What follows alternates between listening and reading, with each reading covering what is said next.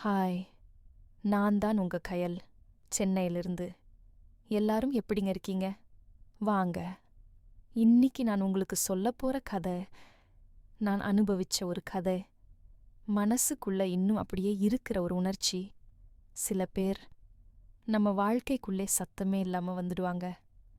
ஆனா, வந்த பிறகு மனச முழுசா கலக்கிடுவாங்க. அவன் வந்த அந்த நாள் இன்னைக்கும் என் கண் முன்னாடி இருக்கு. வாசல் தாண்டி உள்ள வந்ததும் என்ன பார்த்த விதம், அது ஒரு பார்வை இல்ல, என்ன புரிஞ்சுக்கிட்ட மாதிரி இருந்தது. ரொம்ப களைப்பா தெரியறன்னு சொன்னேன். அவன் எதுவும் பேசல. சும்மா என் கைய பிடிச்சுக்கிட்டான். அந்த ஒரு தொடுதலே போதும், எனக்கு எல்லாமே புரிஞ்சிடுச்சு. அவன் கொஞ்சம் கொஞ்சமா என் பக்கம் வந்தான், ரொம்ப நெருக்கமா. மூச்சு கூட ஒண்ணுக்கொண்ணு மோதுற அளவுக்கு. அந்த நெருக்கத்துல மனசு தானா அவன்கிட்ட போயிடுச்சு. அவன் என் முகத்தை 2 கையால பிடிச்சபோது என் உடம்பே ஒரு நொடி அசையாம நின்ன மாதிரி இருந்தது. அவன் பார்வையில ஆசையும் இருந்தது, பயம் இல்லாத உரிமையும் இருந்தது. அடுத்த நொடியில அவன் என்ன பலமா அணைச்சுக்கிட்டான், ரொம்ப பலமா. அந்த முத்தம் மெதுவானது இல்ல, ஆனா அவசரமும் இல்ல. நீண்ட நேரம் உலகமே மறந்த மாதிரி இருந்த ஒரு ஆழமான முத்தம். அந்த நொடியில என் மனசு எதையும் யோசிக்கல. நான் என் கண்களை மூடிக்கிட்டேன். ஏன்னா அந்த உணர்ச்சியை பார்க்க முடியல, உணரணும். அவன் என்னை விட்டு விலகும்போது என் நெற்றிய மெதுவா தொட்டான். எதுவும் சொல்லல, ஆனா நான் இருக்கேன்னு அந்த தொடுதலே சொல்லுச்சு.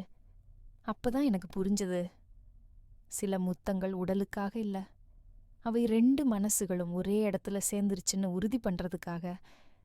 அவன் இப்போ என் பக்கத்துல இல்ல, ஆனா அந்த அணைப்பு, அந்த ஆழமான முத்தம், அந்த நிமிஷம், அவையெல்லாம் இன்னைக்கும் என் மனசுக்குள்ள அப்படியே உயிரோட இருக்கு.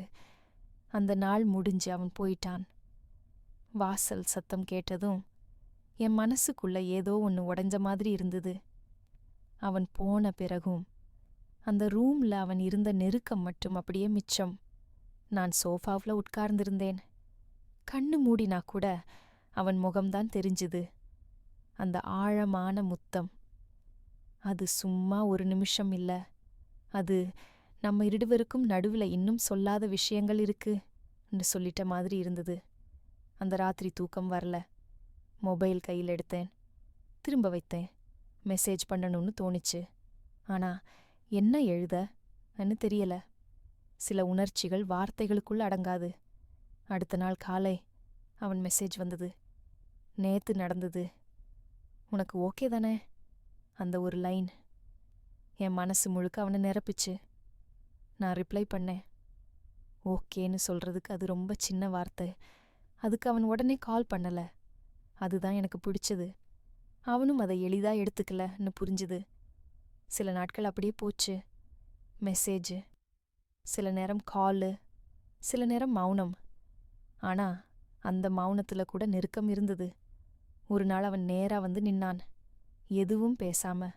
நான் கேள்வி கேட்கல, அவனும் விளக்கம் சொல்லல. அவன் கையை நீட்டினான், நான் பிடிச்சுக்கிட்டேன். அவ்வளவுதான். சில கதைகளுக்கு டயலாக் தேவையே இல்ல. அவன் மெதுவா என் நெற்றியை தொடுந்தான்.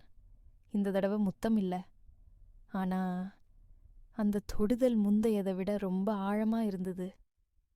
அப்பதான் எனக்கு புரிஞ்சது, சில உறவுகள் அவசரமா எதையும் எடுக்காது. அவை மெதுவா, ஆனா மனசுக்குள்ள ஆழமா பதியும். இந்த கதை இன்னும் முடியல. ஏன்னா இது காதல் ஆரம்பிச்ச கதை இல்ல, இது காதல் எப்படி தங்கும்னு புரிய வச்ச கதை.